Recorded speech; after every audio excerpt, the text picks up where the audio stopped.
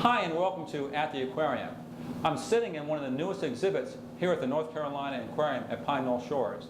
This is our fabulous penguin plunge exhibit, and later today we'll be introducing 4 of our newest additions to the aquarium, the African black-footed penguins, into this space. We've got a great show for you today, learning more about these animals, their conservation story, their biology, and what it takes to bring an exhibit like this here to the aquarium.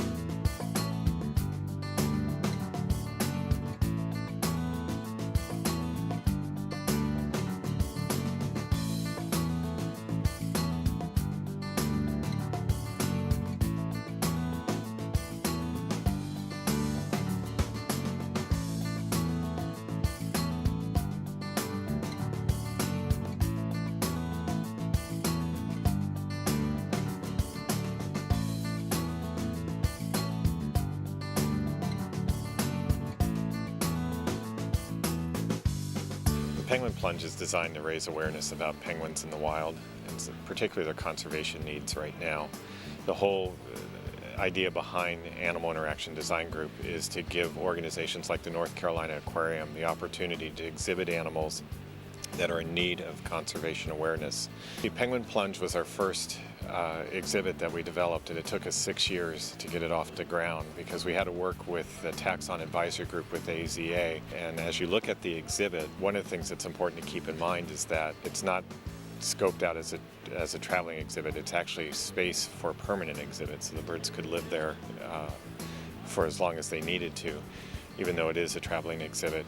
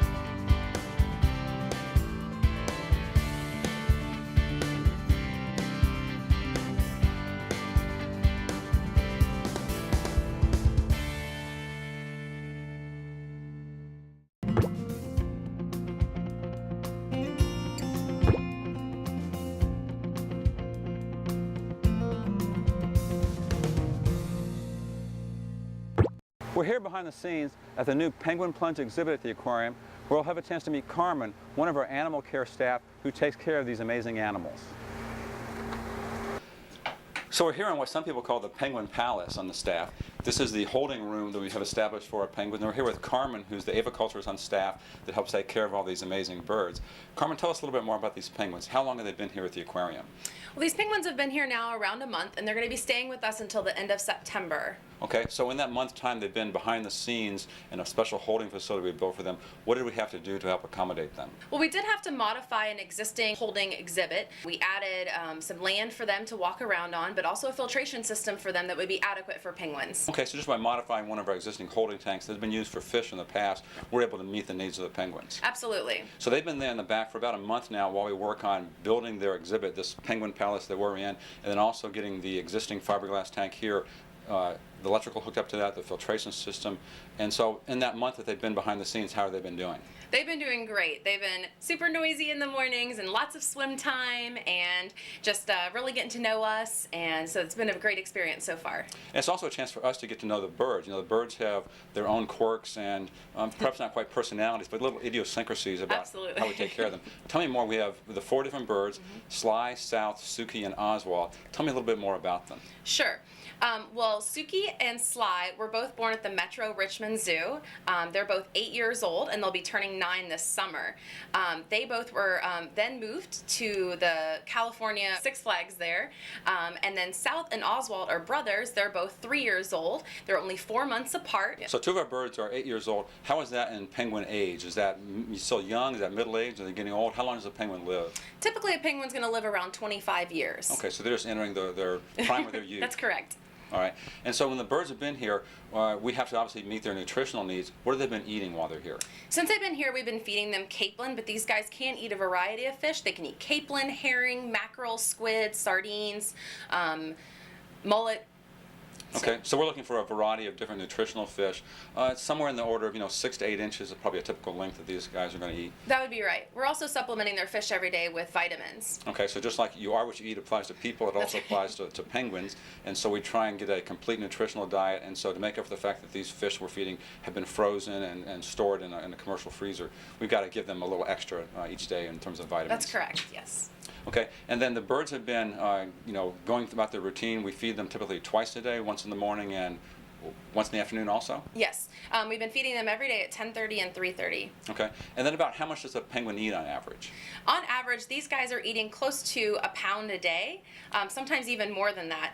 When they get close to molting, these guys can eat up to about half of their body weight a day. Okay, so these penguins probably weigh what, between 8 and 10 pounds? That's correct. They're all around 7 or 8 pounds right now. Okay, so a pound a day is 10% of their body weight, so that's a large amount. And the reason they have to eat so much food each day is because living in a colder environment, they have to generate the metabolic heat to keep them warm as they swim in the water, so they don't become hypothermic. So they're basically little engines there. That's right. These guys have a lot of energy to burn, so they have to store up a lot for that.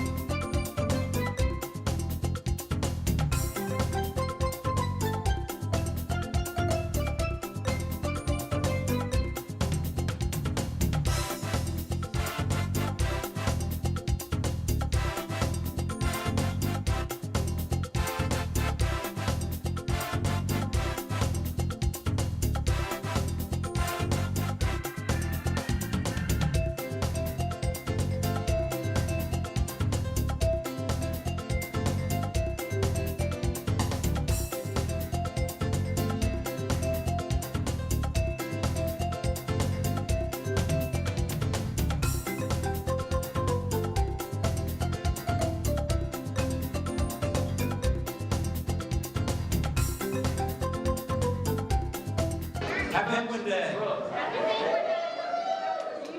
We're excited this morning to open up our new Penguin Plunge exhibit. We have 4 very lovable, friendly, cuddly, cute African black-footed penguins in there waiting to see everybody. This morning we have Katie here is helping with my honorary ribbon cutting duties. Katie came into our pre-penguin splash party when we announced we were bringing this exhibit in place, and she was kind enough to come back here and help us with our ribbon cutting. Katie, you ready to help us cut this ribbon? Okay, go ahead. Scissors up here. Let's cut it. All right. Keep going. One more. There we go.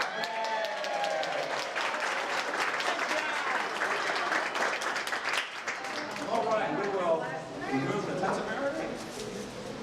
And the exhibit is now open.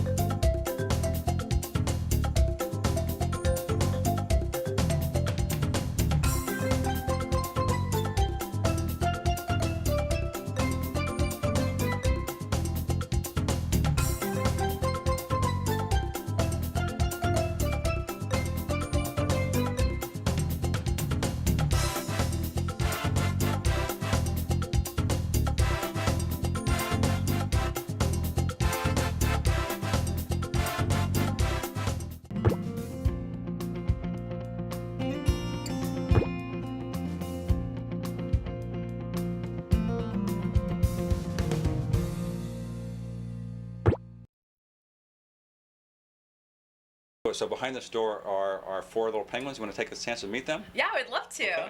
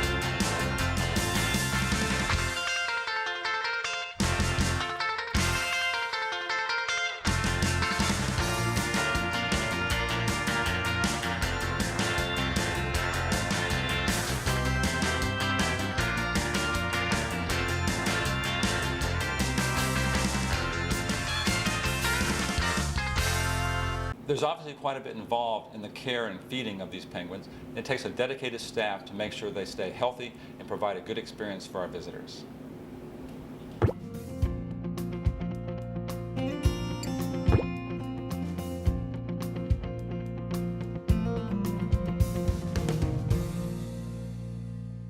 I'm here with Wendy Cluse, who is the Research and Conservation Coordinator for the North Carolina Aquariums, to learn more about the status of the African black-footed penguins in the wild and their conservation story. Wendy, I understand that these penguins are endangered species. Can you tell me more about why that is? Sure. Well, the black-footed penguin comes from the southwest coast of Africa, and their populations right now are only about 10% of what they were about 100 years ago.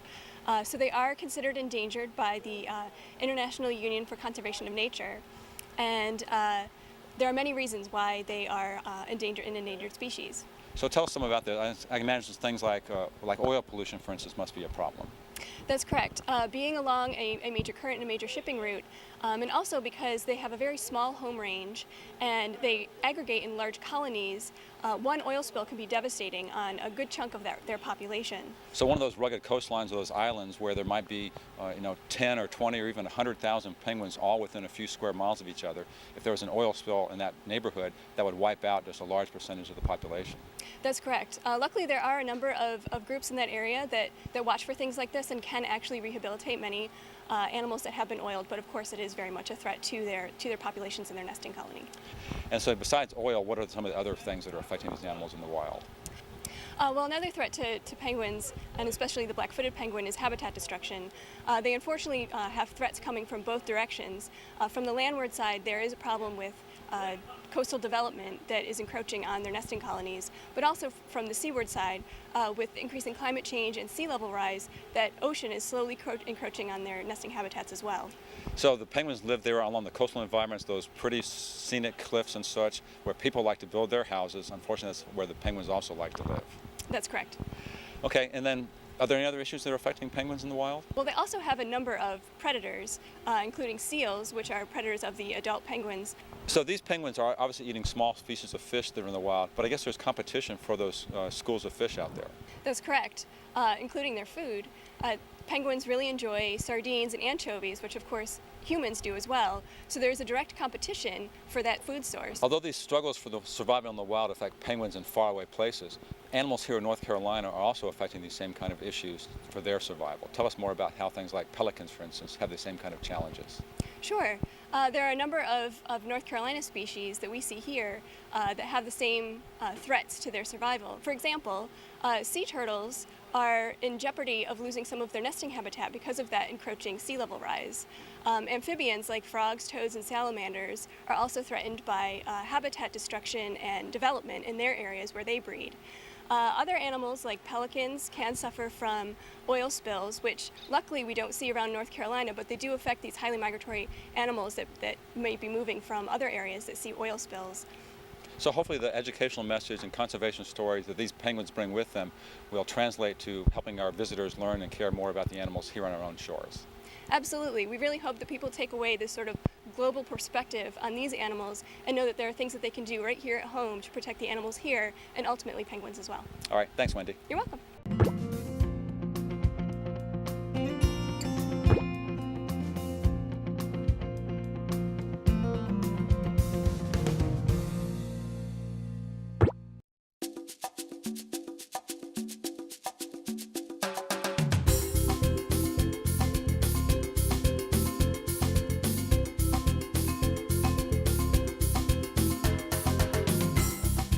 The Penguin Plunge exhibit here at the North Carolina Aquarium is a great opportunity to learn about the conservation story of these endangered species. And as you can see from this group of school kids, it's a great opportunity to have fun and excitement here at the aquarium.